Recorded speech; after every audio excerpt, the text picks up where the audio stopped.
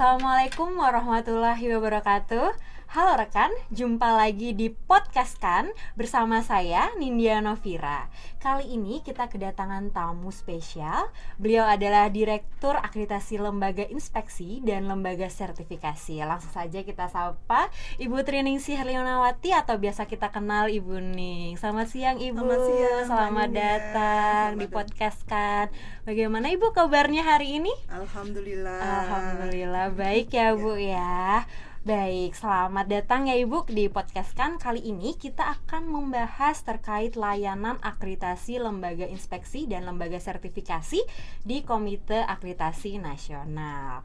Baik Bu, kita langsung ke pertanyaan pertama ya Bu ya. Nah ini Bu, kita boleh tahu nggak sih Bu update terkini terkait berapa banyak skema yang ada di lembaga inspeksi dan lembaga sertifikasi Bu? Iya.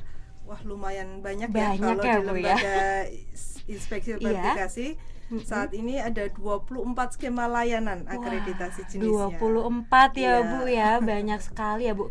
Kan ada 24 skema nih ya Bu ya. Kalau untuk kliennya sendiri Bu, jumlah totalnya kira-kira ada berapa Bu? Iya, kalau untuk karakter dari jumlah untuk LPK-nya memang untuk skema lembaga sertifikasi dan lembaga inspeksi tidak terlalu banyak ya. Oke Bu. Tapi total sekarang masih ada 451. 451 klien ya Bu ya. Wah, banyak juga ya teman-teman ini. Oke, kita lanjut ke pertanyaan kedua Ibu.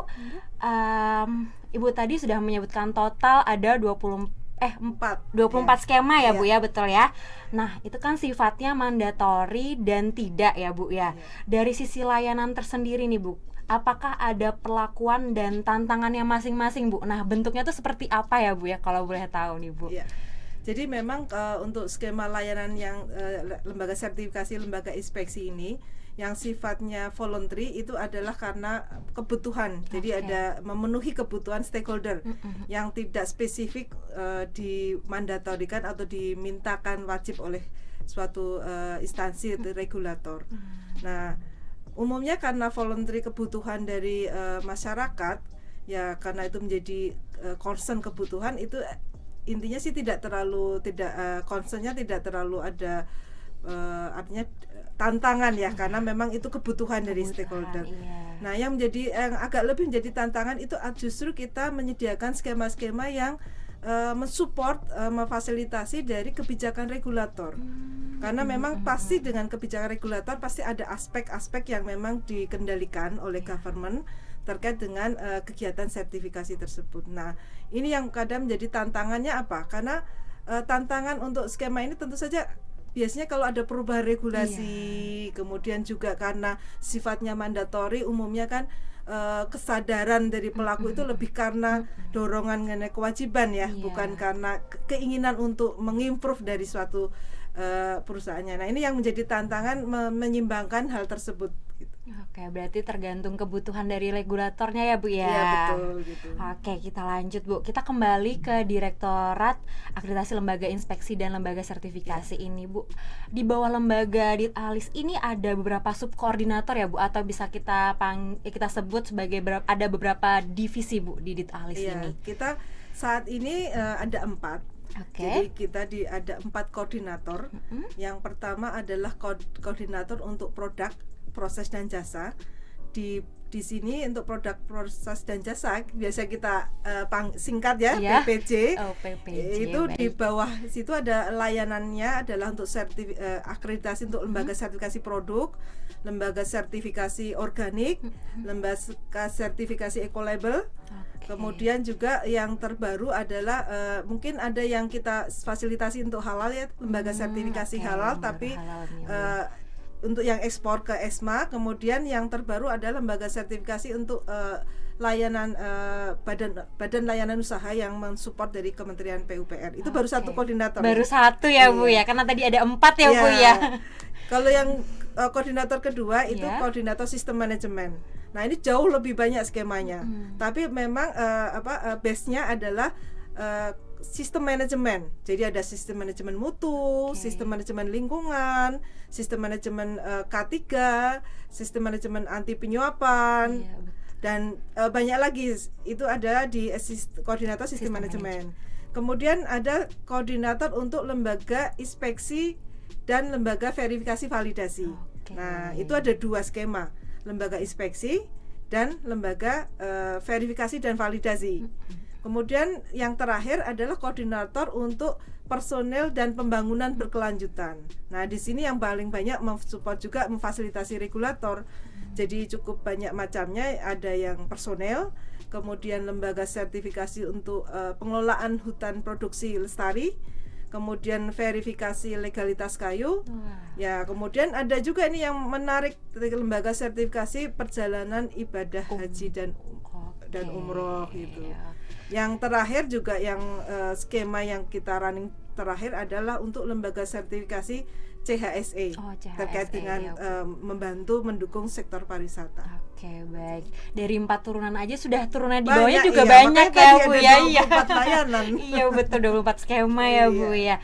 Oke rekan, semakin menarik ya obrolan kali ini. Nah, jangan kemana-mana setelah jeda berikut ini.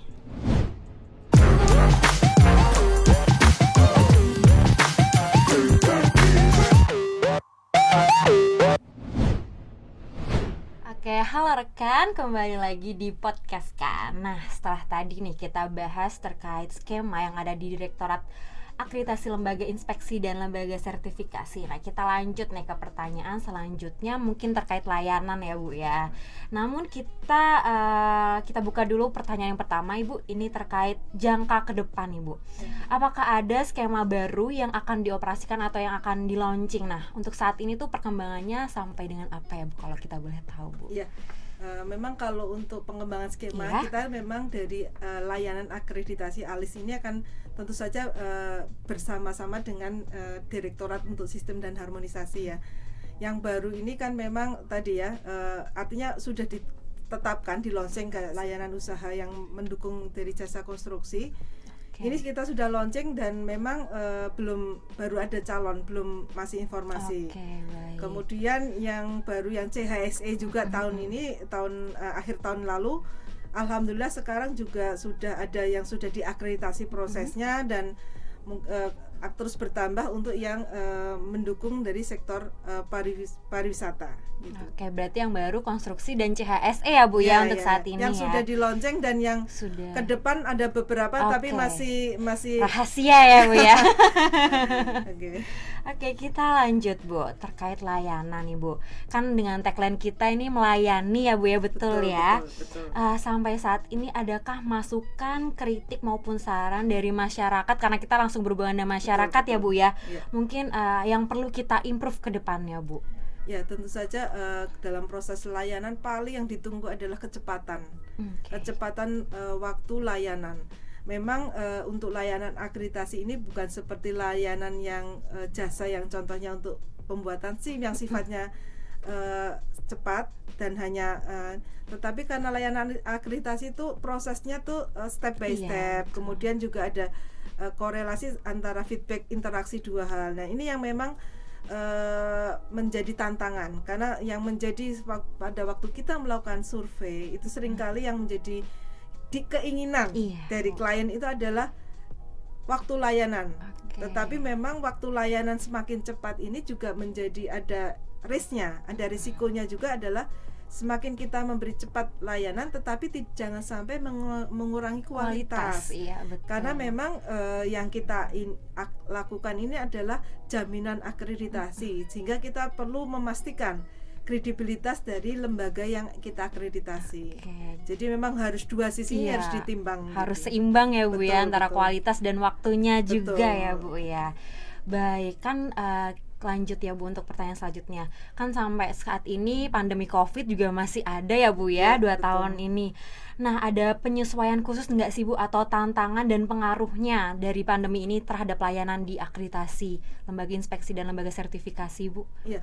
Alhamdulillah sih memang pada awal pandemi ya, kalau nggak salah itu Maret ya 2020 itu betul, itu memang tentu saja akan membuat stuck karena layanan kita hampir semua awalnya adalah fisik ya.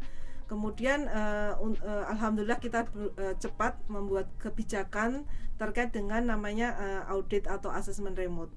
Dan itu menjadi juga benchmark dari beberapa sektor terkait dengan kebijakan untuk melakukan audit remote sebagai salah satu menjembatani terkait dengan karena kondisi pandemi COVID.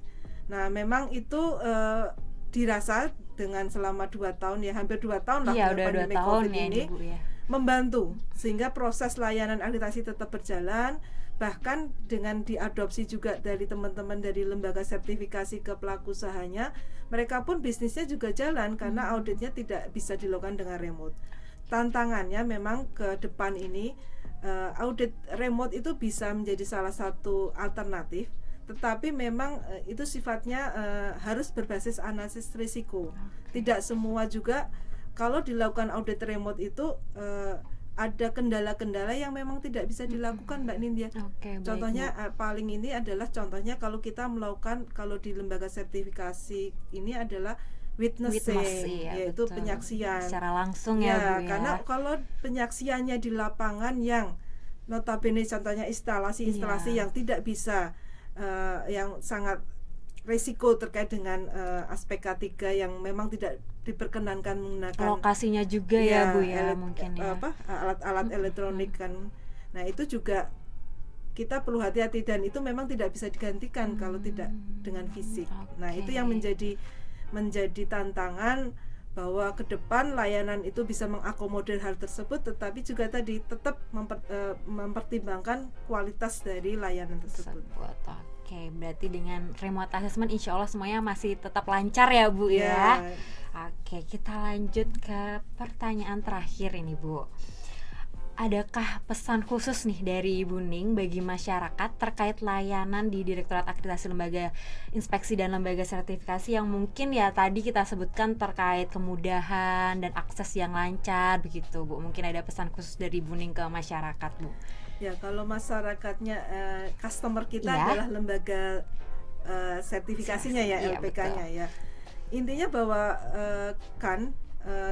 akan melakukan proses layanan akreditasi selalu mengimprove terhadap layanannya dan juga mengakomodir bagaimana kebutuhan stakeholder. Jadi kan juga terbuka dalam proses layanan, tentu saja kita terbuka terhadap masukan-masukan dan kepada masyarakat, khususnya bukan kepada LPK tetapi kepada masyarakat user ya. Nah, user yang dimana proses sertifikasi itu kan ujung akhirnya justru untuk melakukan contohnya melindungi masyarakat atau juga meningkatkan daya saing pelaku usaha. Sehingga masyarakat tipsnya itu adalah hati-hati dalam konteks penilaian kesesuaian, khususnya ingin mendapatkan jaminan sertifikasi atau kegiatan inspeksi itu, pilihlah lembaga yang memang kredibel. Nah, salah satunya adalah lembaga yang memang memberikan nilai tambah, bukan hanya sekedar untuk memberikan selembar sertifikat. Nah, itu yang perlu dari masyarakat pahami, bahwa sertifikat itu bukan hanya untuk sekedar sertifikatnya, tetapi jaminan dari suatu penemuan standar itu untuk meningkatkan tadi apa yang daya saingkah, apakah sistemnya, manajemennya, itu yang perlu diingat. Sehingga pilih lembaga yang betul-betul kredibel, salah satunya yang sudah diakreditasi oleh CAN. Betul, baik, terima kasih Bu Ning. Baik rekan, semakin menarik ya obrolan kali ini. Nah, jangan kemana-mana setelah jeda berikut ini.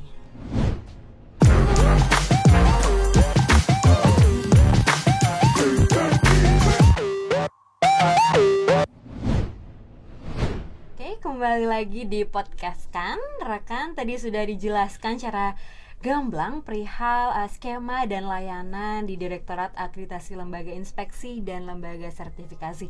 Mungkin dari Bu Ning untuk menutup podcast kan hari ini ada yang ingin disampaikan Bu ke rekan-rekan yang ada yang menonton kali ini? Iya, tentu saja terima kasih juga ke Mbak Nindya, kemudian juga terima kasih ke yang teman-teman yang lain ya yang menyaksikan podcast ini. Jadi pesannya adalah kegiatan penilaian kesesuaian ini tujuan utamanya adalah untuk peningkatan kemakmuran, keselamatan masyarakat di Indonesia. Dan untuk kegiatan layanan, salah satu layanan di CAN ini yaitu untuk lembaga inspeksi itu tidak akan berhasil kalau tidak ada kolaborasi dan sinergis baik dari lembaga penilaiannya, kemudian dari masyarakatnya. Terutama juga kita membutuhkan dukungan bagi teman-teman profesional dalam mendukung kegiatan penilaian kesesuaian baik sebagai asesor, panitia teknis. Jadi kita marilahkan ini sebagai infrastruktur nasional, bukan dimiliki hanya satu infrastruktur, tapi memang gunanya untuk membangun memakmurkan negara kita sendiri. Oke, waduh mantap sekali ini dari Bu Ning.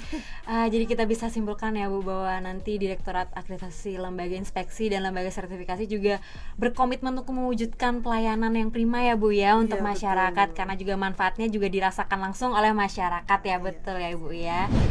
Baik, tiba saatnya saya Nindya Novira dan seluruh kerabat kerja pamit undur diri. Terima kasih juga kami ucapkan pada Ibu Ning atas sharingnya kali ini. Jangan lupa saksikan podcast kan di hari dan jam yang sama di channel YouTube Komite Akreditasi Nasional. Wassalamualaikum warahmatullahi wabarakatuh. Terima kasih. Terima kasih Ibu. Iya, sama-sama Ibu.